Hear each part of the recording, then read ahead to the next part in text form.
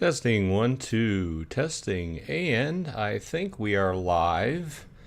I was crossing my fingers because if you watched my video a day or two ago, you know that I re-imaged this machine this week. So I was hoping my settings in OBS Studios, everything's going. Anyway, thanks for dropping by. I see Alex, the Crypto Couple, which is a new name. I don't recognize that, but thanks for dropping by. Appreciate it. And Richard have dropped their names in the comment section so far. Alex said he would like to start off by talking about Golem Overlord, so I'm fine with that. Obviously, the big topic of the day is probably going to be Splinterlands Land 1.5 going live on Tuesday. Cross our fingers. A lot of things. Hopefully everyone is prepared for that. We can go into that as well. But I think I'm back up and running and, just trying to get some videos out. Let's go ahead and talk about it. So Alex's first topic, he's got an Omega amplifier that he's looking to work with. Alex, I don't have any red cards. Otherwise, I would probably trade it to you. I don't know. I agree with you. I can sense a little frustration in your tone. Well, not tone, but the way you've been talking. I see it as well. Everything on the market in Golem Overlord is super expensive if you can find it, right? So, frankly, I'm working with still a low-end blue amplifier. Let's look at inventory. Mine is not fancy whatsoever, so you have a much better one than I do. But as you can see, I really don't have any red cards. I did come up with one of the blue Apex marks from the drop this past week. Obviously, once again, not fancy. I am looking to get a better module, obviously, but I haven't. This past week, really the past month, really, I've been working on improving our guild, which we just made bunker level 5 today. With everything everybody's been putting in, we were able to, I went ahead and we needed a little bit more shards, so I punched it in this morning and punched us up into level 5. Now we're working on level 6, which once we hit level 6, we get an extra percentage point on the claim, which is nice. But to answer your basic question is, I do not have any reds to trade. If I do and I don't need them for usage, I'll keep you in mind though. So that's where we start off. The Crypto Couple puts into chat, has anyone played the 2 Discord games, S&S and A Pirate Saga? I would have to say that I haven't. I do play one Discord game. I can't remember the name off the top of my head, but I've got so many other games going on. Most of the games I'm playing now are Web3 related. Splinterlands, of course, TerraCore, Golem Overlord. I've got several other things, Splinter Forge. And off the top of my head, there's a couple on another blockchain I'm playing as well. One of the games I'm also playing, which is not really Web3, is Watcher of Realms, which I may do a video on, but it's sort of, it's not Web3. It's a tower type game, but with characters, with fantasy characters. So we could go into that a little bit, but let's go ahead and go back to Splinterlands. Those are both Hive engine-based games. Okay. Well, I will have to look into them because I have not heard any information on them. In fact, let me get my notepad out here. Just 1 minute, and I want to take a note on these so I can give. Before I do comments on things, I like to look into them and have an informed opinion, right?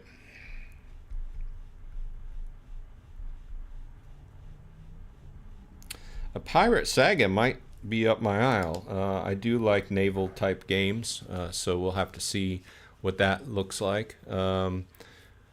being prior Navy. I also want to take a minute and say, if any of you all are veterans out there, happy Veterans Day. Here in the States, it's Veterans Day, so I want to take a minute and say that.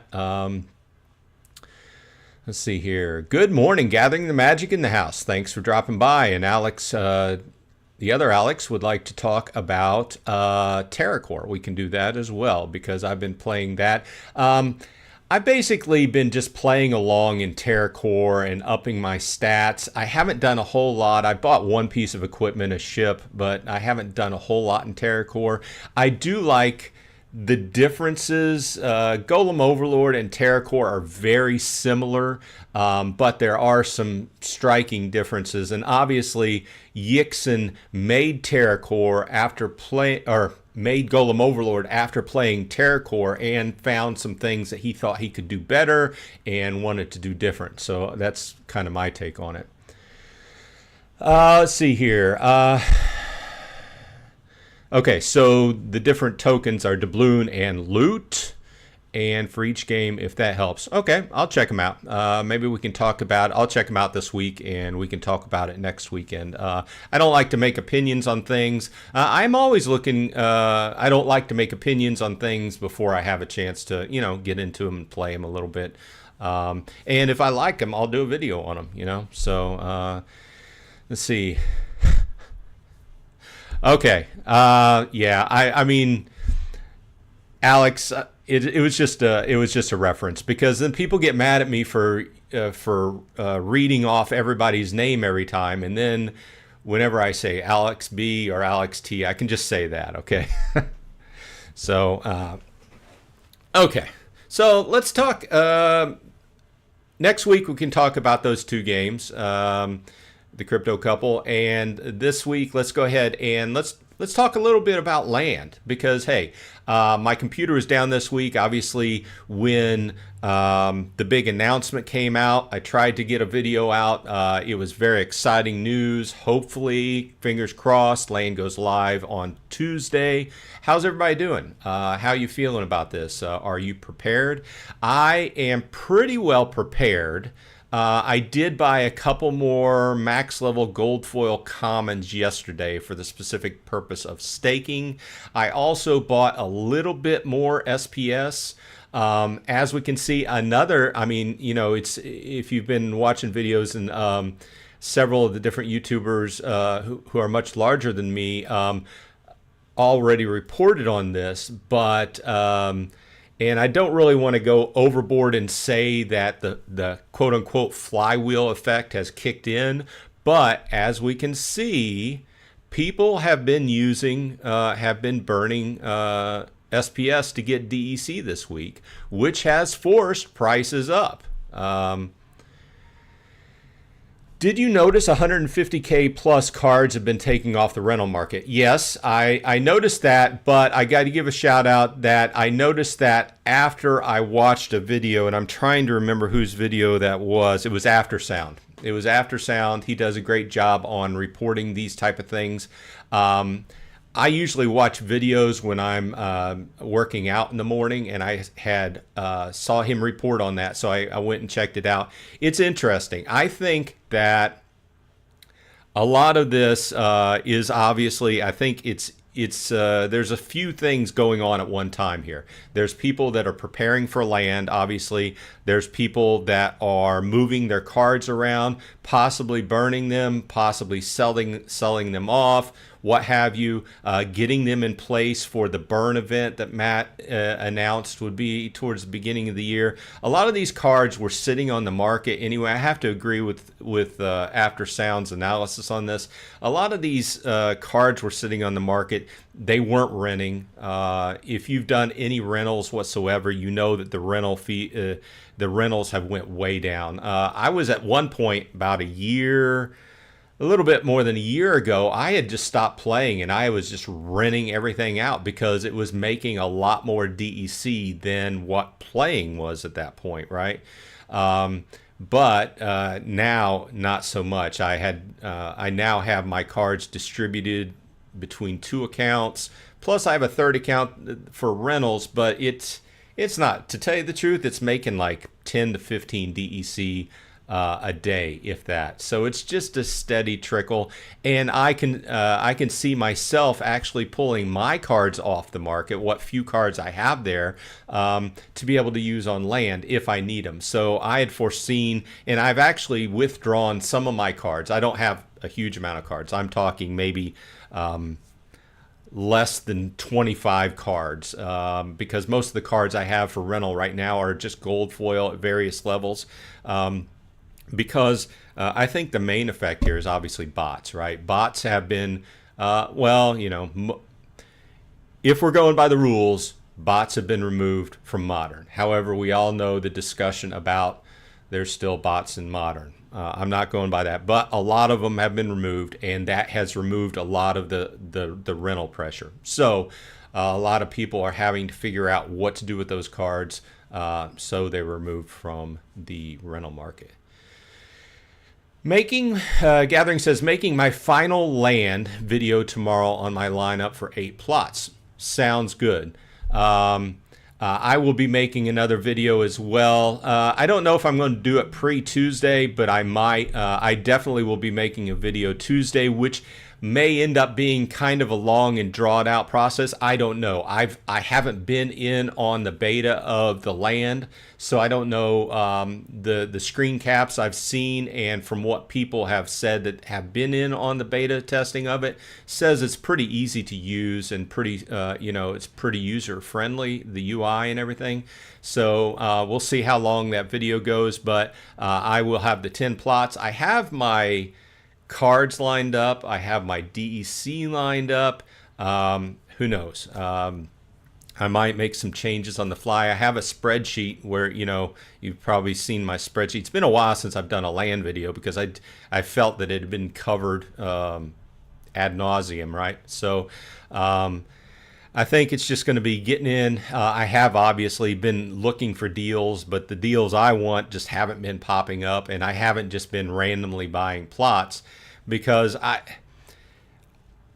don't think the main investment at this point, especially if you're buying common plots, the main investment isn't the plot itself, right? It's everything that you need to go onto the plot. And frankly, I'm looking forward and kind of a little bit cautious on the plots going forward in that I don't want to buy a bunch of plots more than what I think I can afford to get up and running and be strong with, right? So it's interesting. I was taking a look at the plot prices earlier, and they've been staying about the same for the last couple weeks, right? The commons are about that $30, but whenever you consider buying 5 max cards, whatever your strategy is, plus the 50,000 DEC per plot, plus he had mentioned that he's looking forward putting more mechanisms into place to basically prop up DEC and SPS.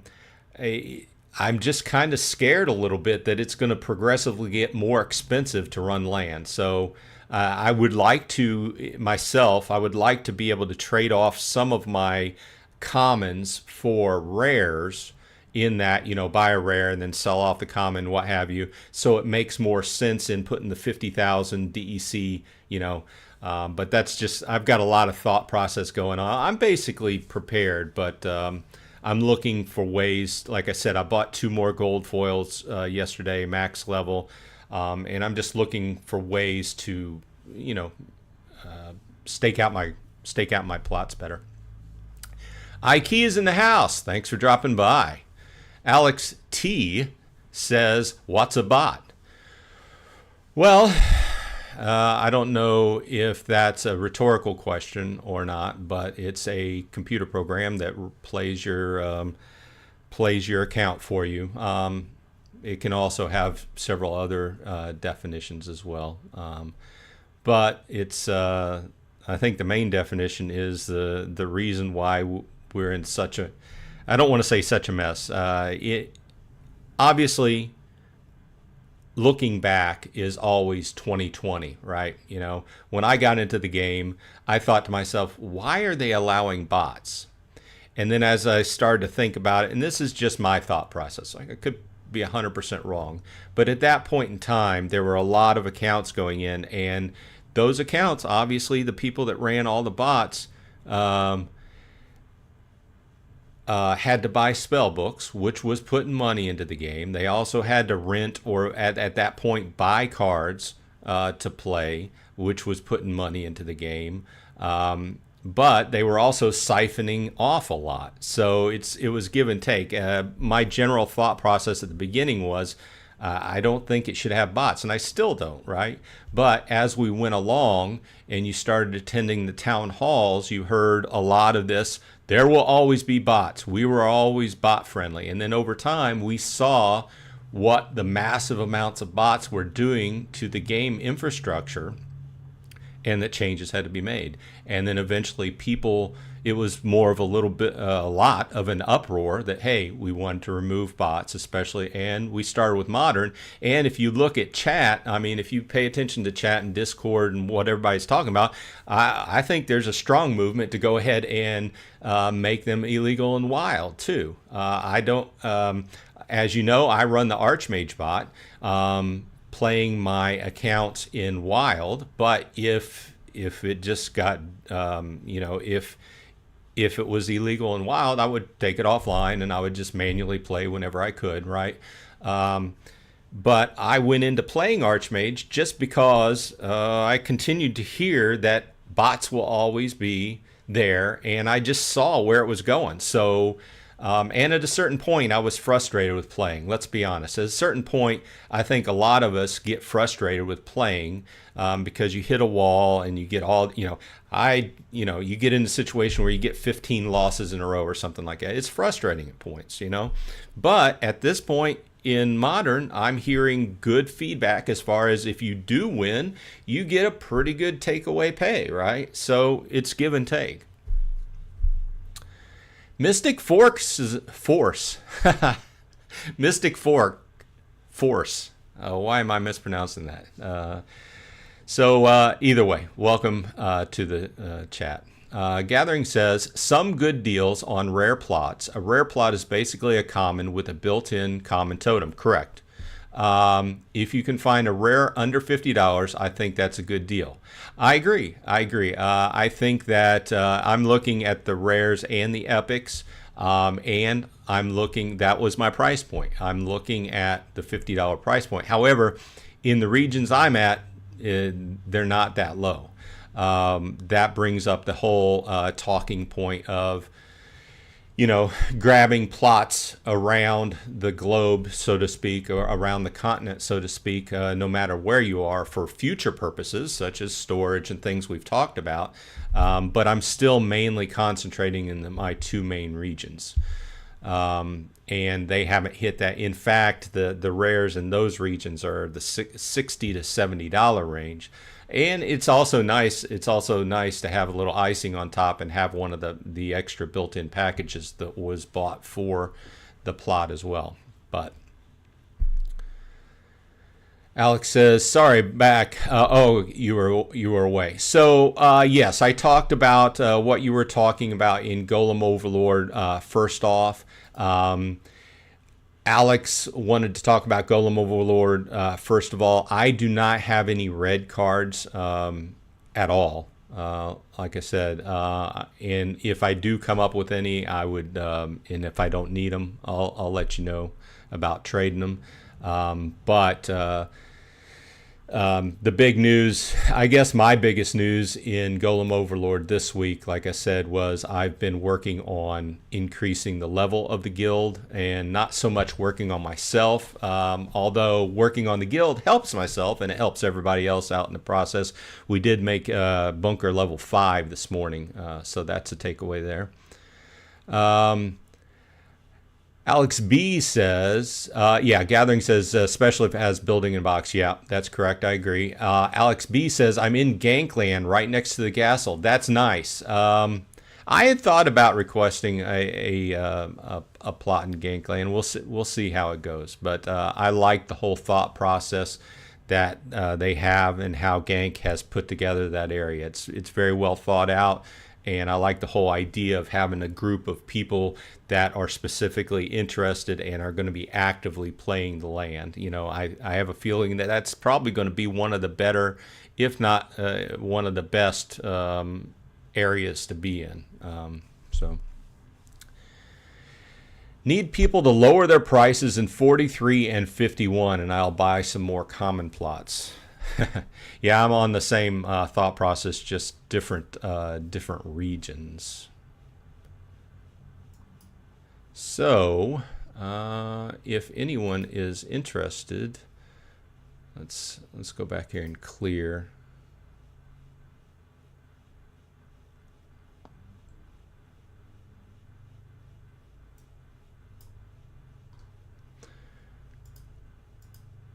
So if you've been keeping up with my alpha collection, this was my card of the week, Screaming Banshee.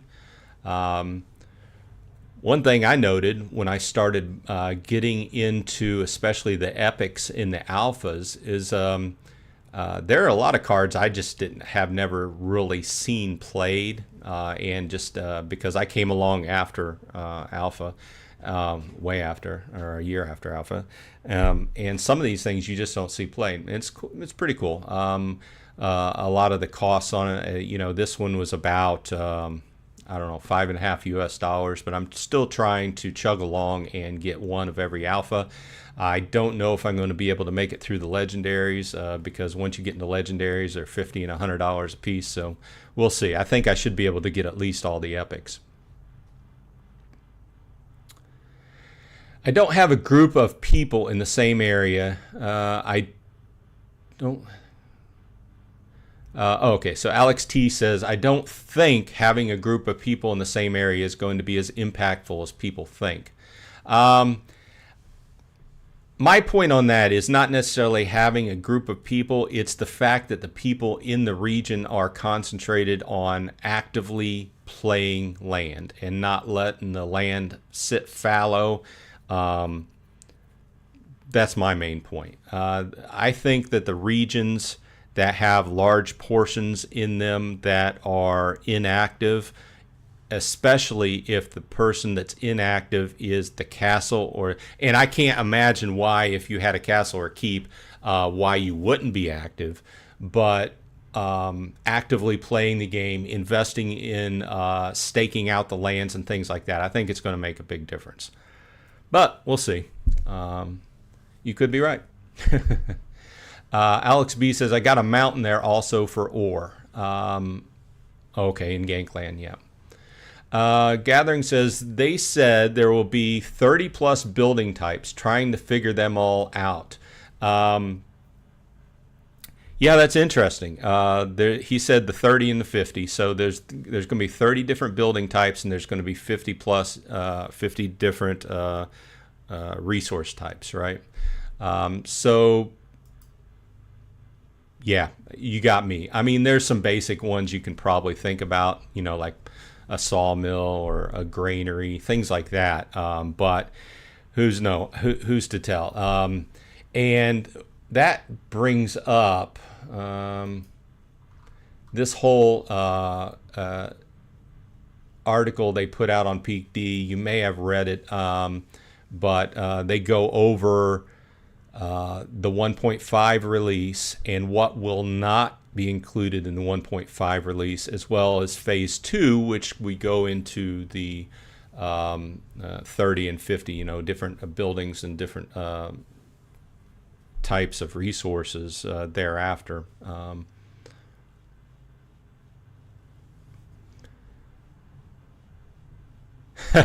Yeah. I mean, I don't want to disrespect anybody, right? And it's kind of I understand it's kind of weird saying everybody's name, but it's kind of a call out to who said what statement, right? So, yeah, but what benefit does that give you? I can only see the castle owner having the impact because they control the tax rate.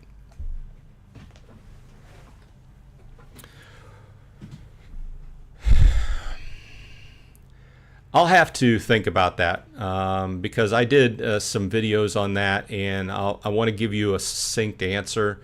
But let me get back to you on that. But I agree. It could go either way. Maybe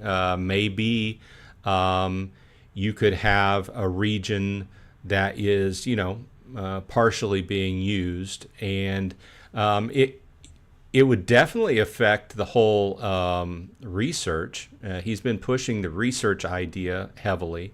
If you didn't have, if a lot of your area, a lot of your region was not being used for research, and you were trying to do research in that region, then that would heavily cripple you as far as getting to the top of the research with all the regional comparisons. So,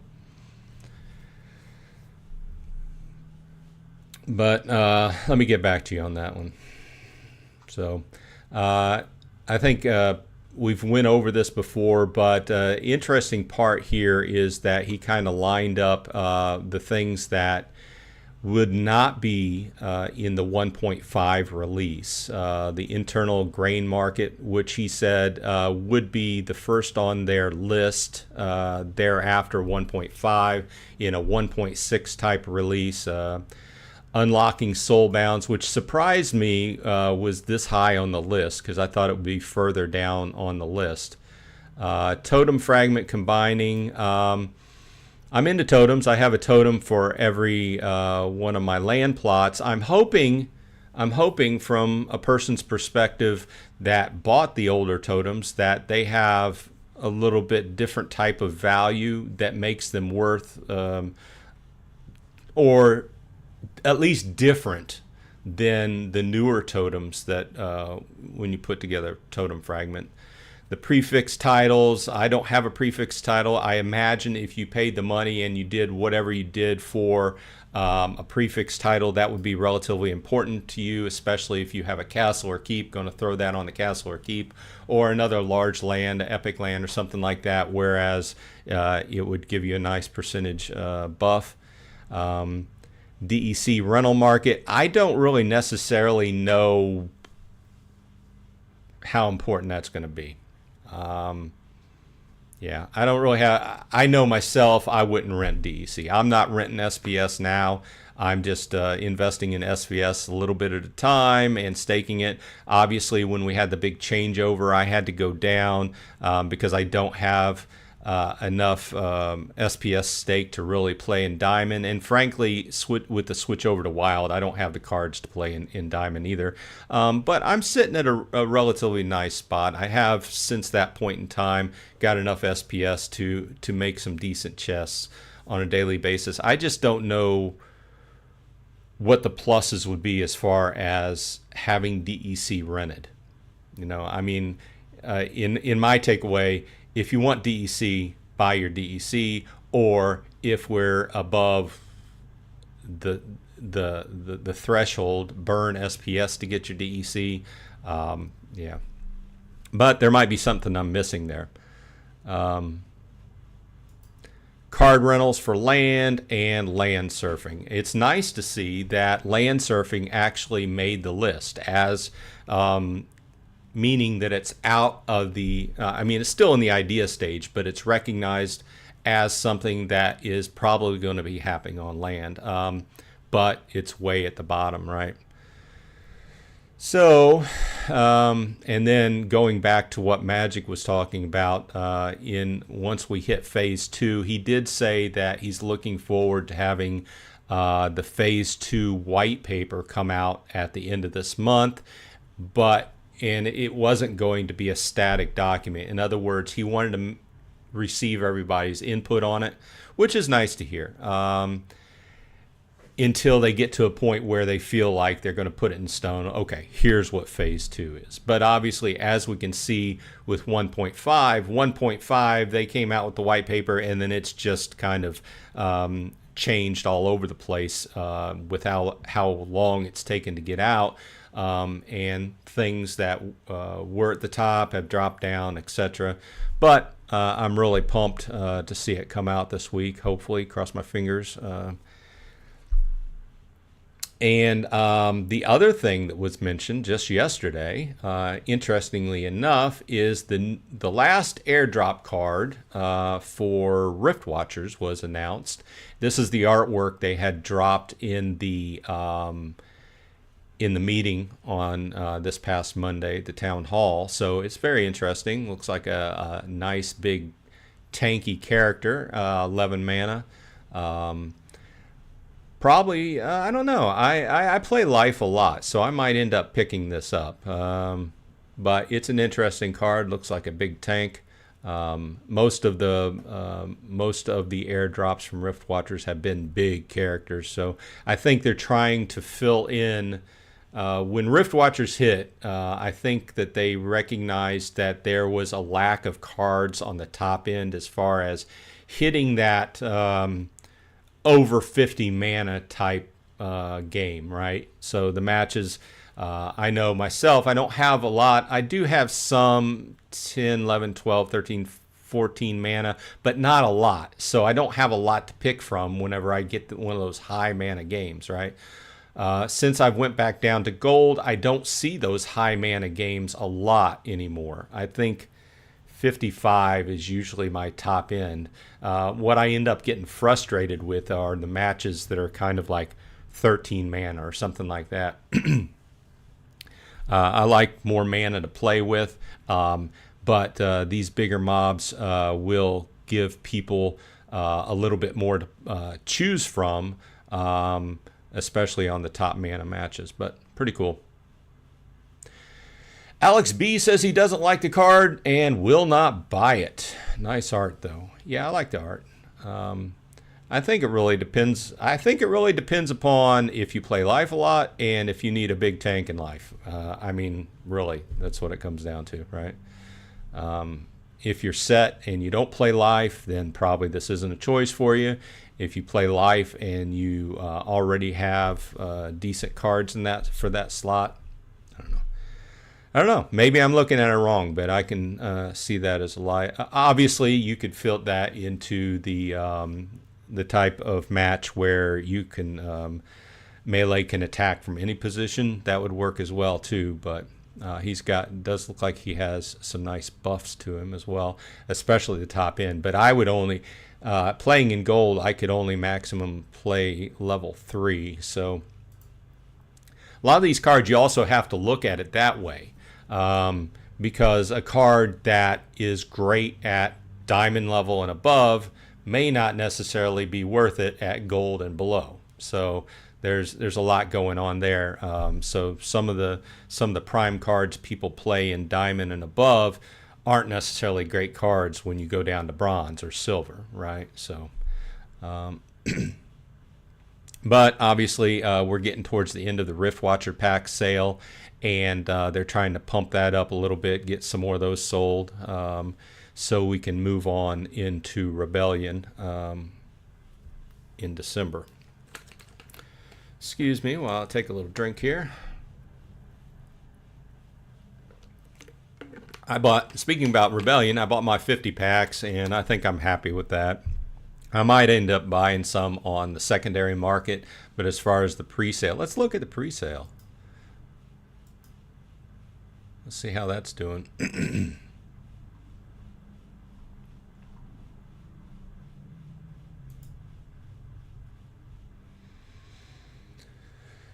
So YGG pool is still in first place. I don't think anybody's going to overtake them.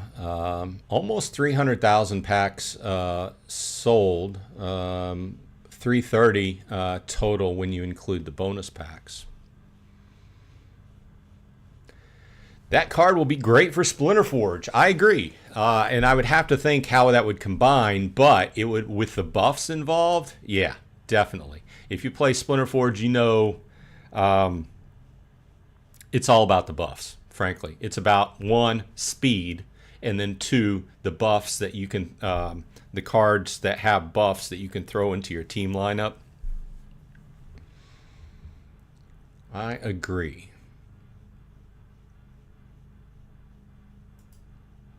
So we haven't talked about TerraCore much. But if anybody's into looking for another game, TerraCore, let's just say Golem Overlord is very similar to TerraCore, because TerraCore came before Golem Overlord, and Yixen is a strong player in TerraCore as well. But and the game, how it's written, is open source. So I find this interesting just from a developer type standpoint. Yixen, who developed Golem Overlord, went and did his own project, which is called Golem Overlord, after playing TerraCore, and they're very similar games, except for there are some differences. So I have not heavily invested in this game. However, I do play it on a standard basis. It has the same kind of mechanisms as Golem Overlord. However, as Yixen is going on with his development, it's continuing to get much more different and split apart. And I'm not saying whether one is better or another, but they're kind of similar in their gameplay, and from an attack, defense, building up your various character, like power, fortification, faith, that type of thing. Very similar in that route, but much different from the Web3 point, from the staking mechanisms, how much is burnt, and this type of things. It was very clear that when Yixen developed Golem Overlord, by the way, if anybody has any other talking points that they want to talk about, throw them in the chat. We'll go back to Splinterlands here in a minute. But I want to talk about Golem Overlord and TerraCore for a minute, because I have been concentrating on the guild in Golem Overlord, and Yixen has been developing. This guy's crazy. I mean, he does so much development on a weekly basis that if you don't keep up with his Discord statements, you fall behind.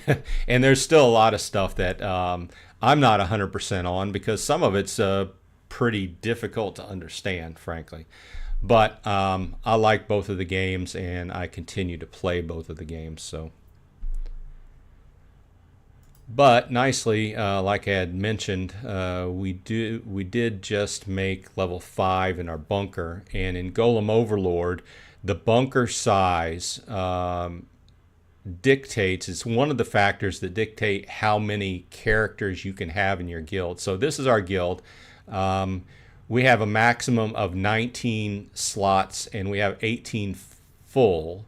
So if you are attending this live stream and you want a position in guild, let me know if you're an active player.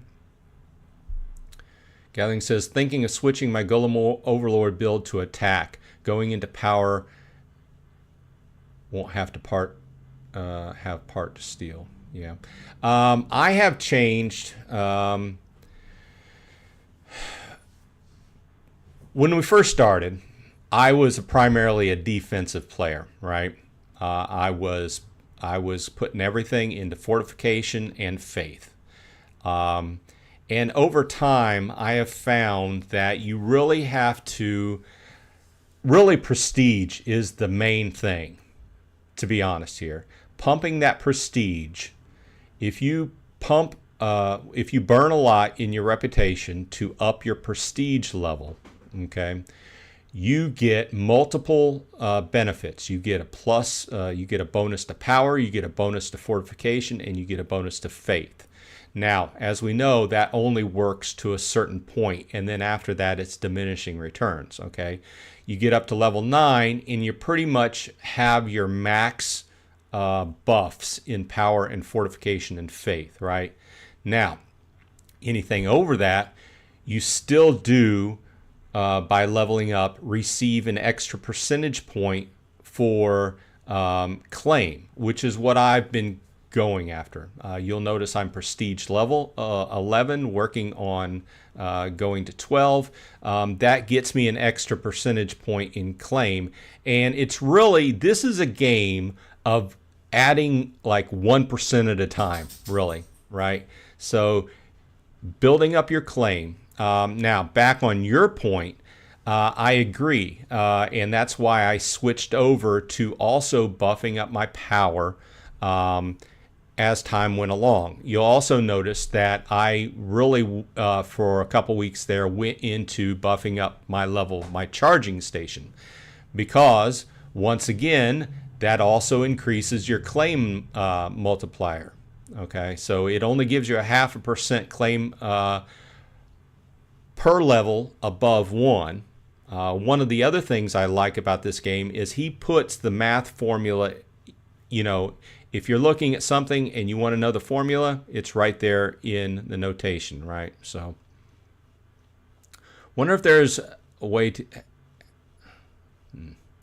You know what I hate? I hate that when I'm looking at chat, this little... I have a little emoticon, emoji type thing, and it covers up what people say. Wonder if there's a limit to how many attacks you can get. I imagine there's a top-end attack limit. Once again, let's see here. Let's look at the battle energy. Refill speed is dependent upon your level, obviously. So one of the things you can do to increase the number of attacks is increase your level. Maximum energy is dependent upon your power and fortification, which also, you know, basically increase your level, increase your power and fortification. You get, that increases how much energy you get, which is basically how many times you can attack. So, this may be one of those things that's hard capped at a level 9. I would have to ask Yixen or one of the guys on chat that does a lot of attacking. Frankly, I don't do a lot of attacking. I will try to top off before I do my claim. In other words, right before I do my claim, I'll try to do a few attacks, because I've been really, here's what I found. I'm using short for most of the time, short claim. Yes, I know it gets minus 20%, but I'll tell you what, in normal, if I do my normal 8-hour claim, once I get above like 450, 500 in my stash, I just start getting attacked right and left. So I don't think, I've done the math before, and the short claim, I end up making more than with the normal.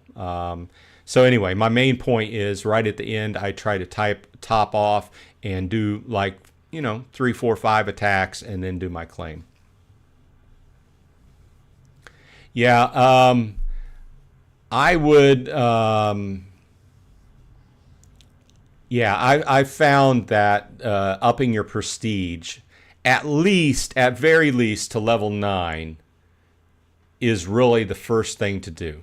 Okay, obviously you want to bring things along a little bit at a time, and you do want to increase your power so you can attack better, right? And you do want to increase your faith for obvious reasons, because faith is one of the main things I started going into first, because it also increases the amount of steel on successful attacks, and it also increases the amount of shard you can keep in your stash.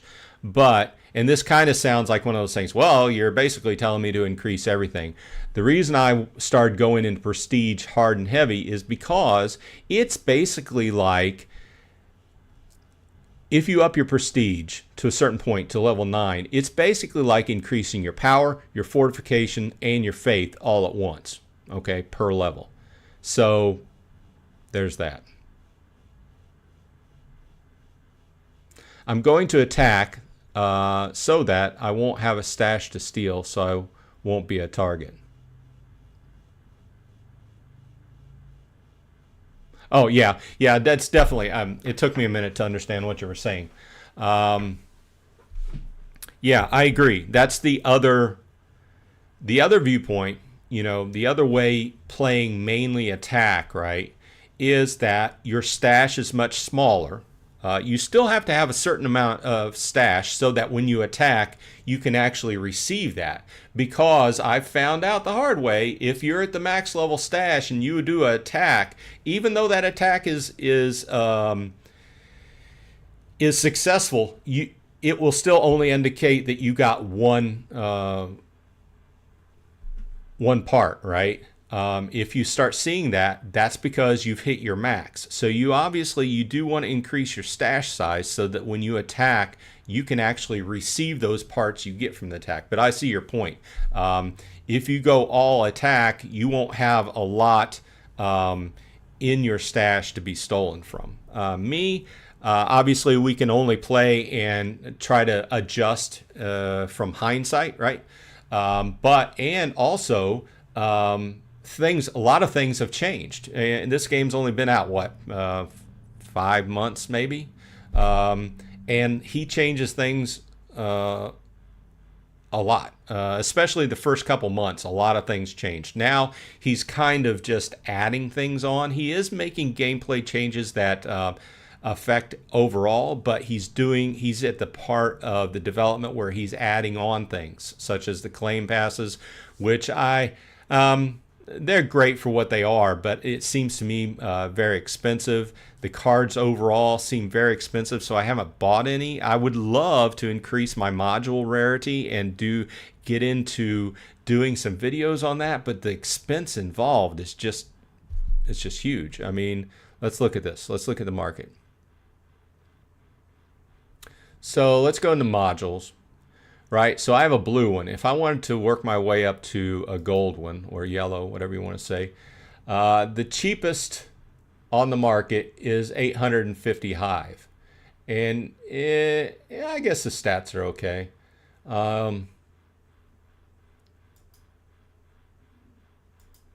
Let's see what Hive. I know Hive. I've been very pumped about Hive.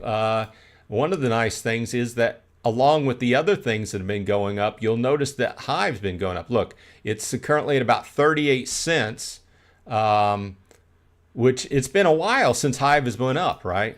Wrong page. Let's go back to Golem Overlord. So I just wanted to grab my calculator out and just 38 cents times 850.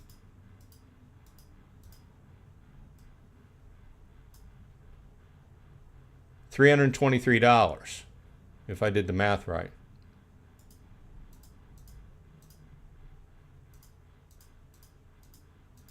Yeah.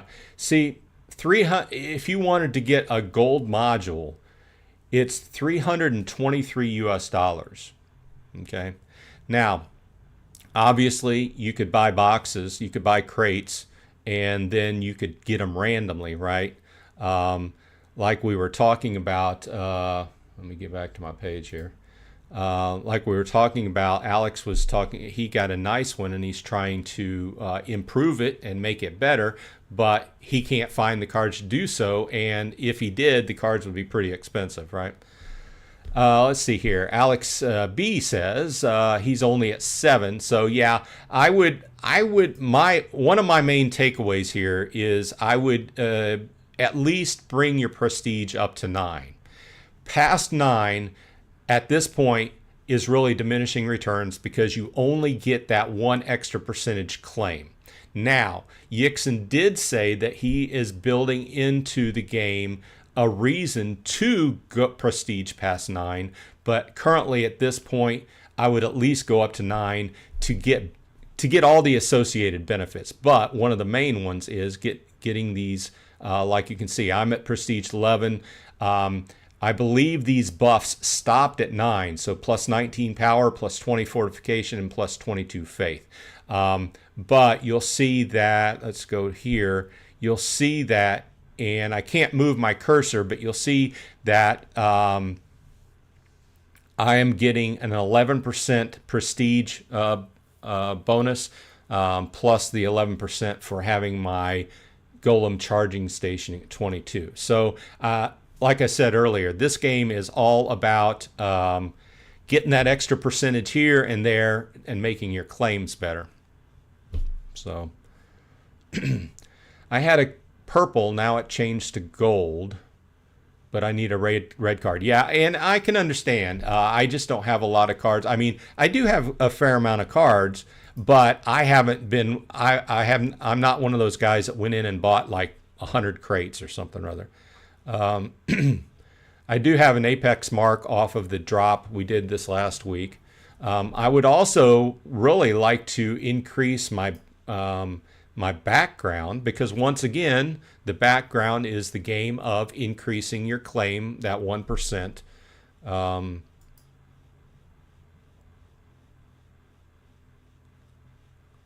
My background is currently a purple, and I would like to obviously increase that.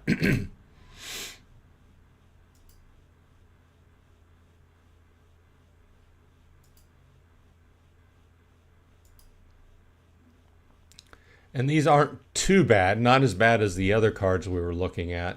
Let's go ahead and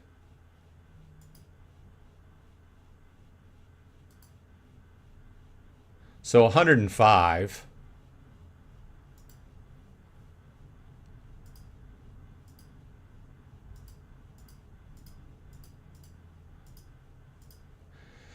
$40. I mean, not too bad. But I would, it's all a game of which game am I going to spend my money on, and is it worth spending $40 to get that extra percentage point of claim, so.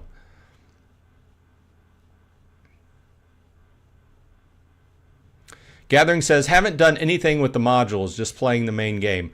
Well, I think the modules, if you want to, basically the modules are to improve what you claim in the game, right?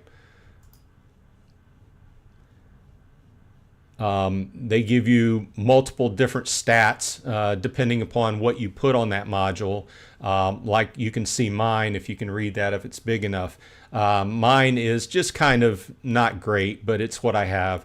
It gives me +4 faith. It gives me 9% less rep burn, but gain full experience. And that kind of is just a way to say that it is helping me increase my level.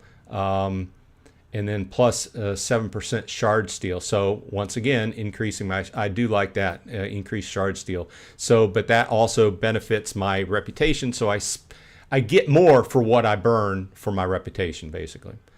I do think if you're serious about the game, it's something to look into. The blue ones are not too bad as far as getting into, well, that's the wrong one. I want to see what a blue module is going for now.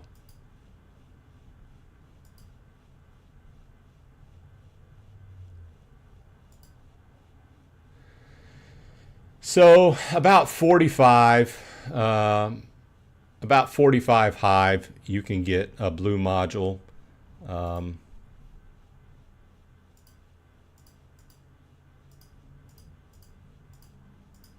So about 17 bucks. If you wanted to. I happen to get mine off of the crates. Another obvious, that's the claim pass. You could also buy crates and get them out of the crates. But and Carlos, or Carlo, sorry, says you can craft it as well. Yep.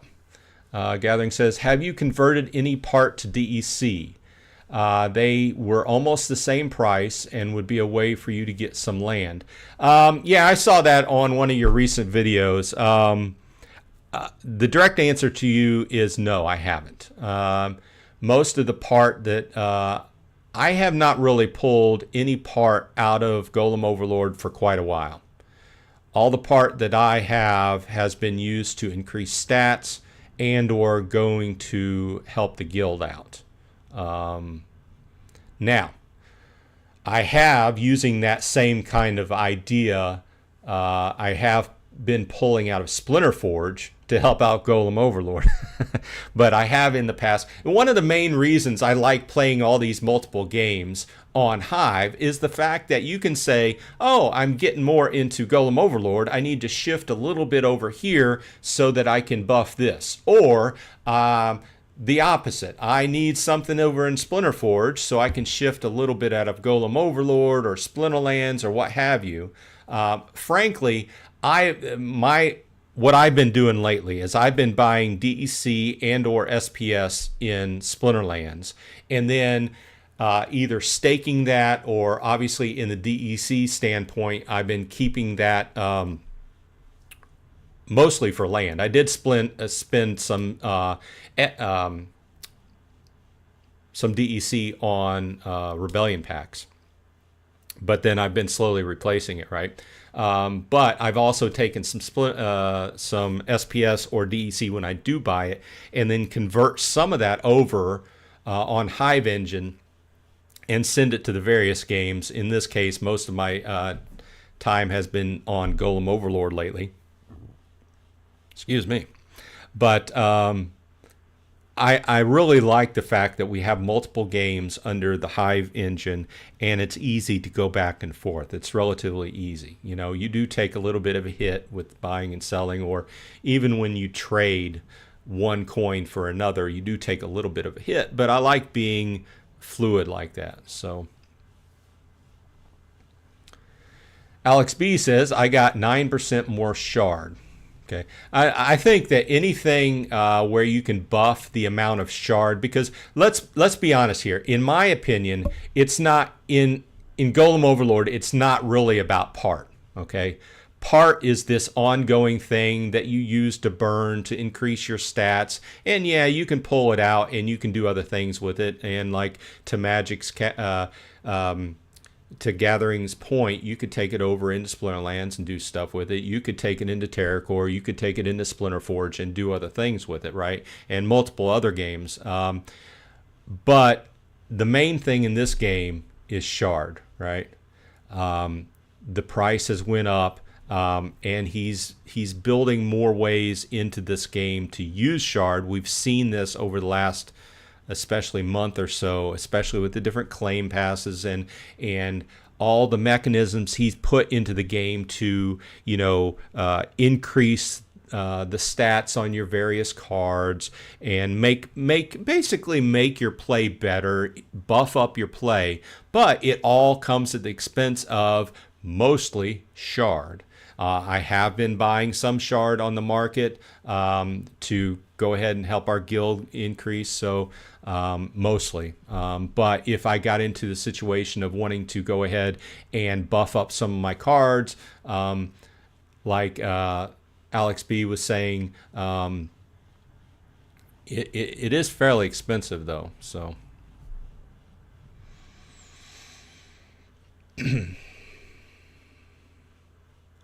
Gathering says, I think Golem Overlord can be a nice passive income maker for getting a stream of DEC if you commit to it. Yeah, if that is your strategy, yeah, I agree. If you play Golem Overlord and be very direct in how you're playing and how you're buffing it up and how you're using, like to your point, being increasing your power, getting better attack, and then taking whatever you have, obviously staying within the limits so you don't start hurting yourself in the game, taking it off the Hive engine and converting it to DEC, that's a solid option, right? So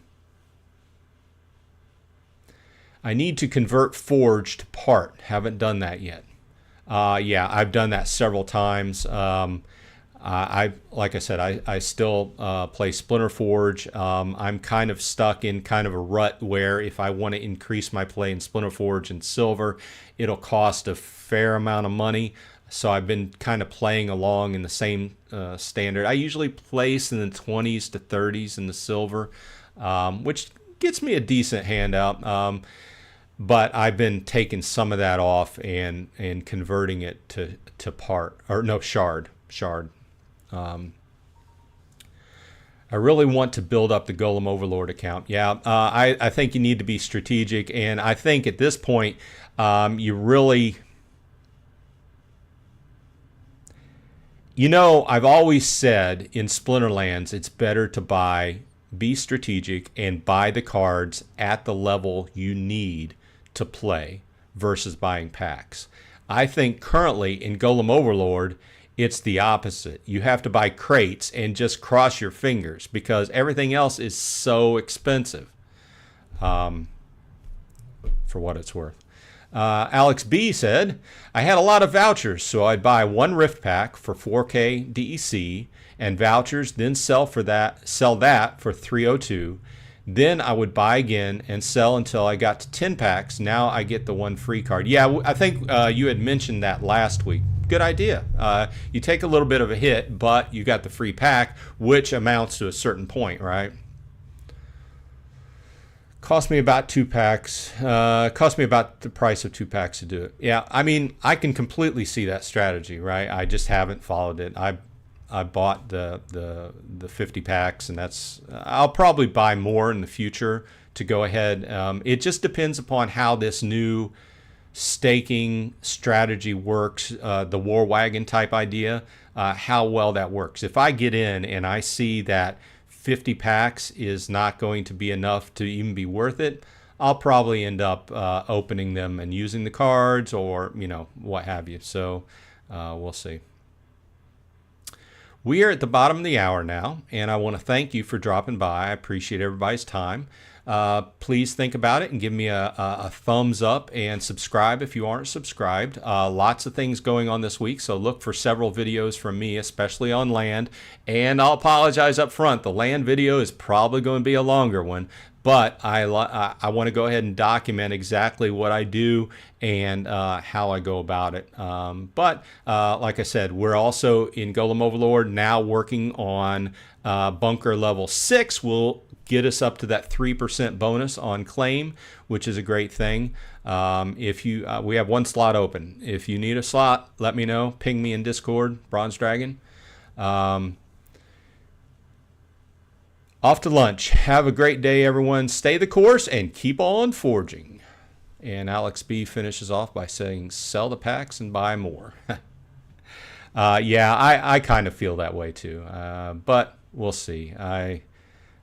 He was trying to not have that happen. So we'll see.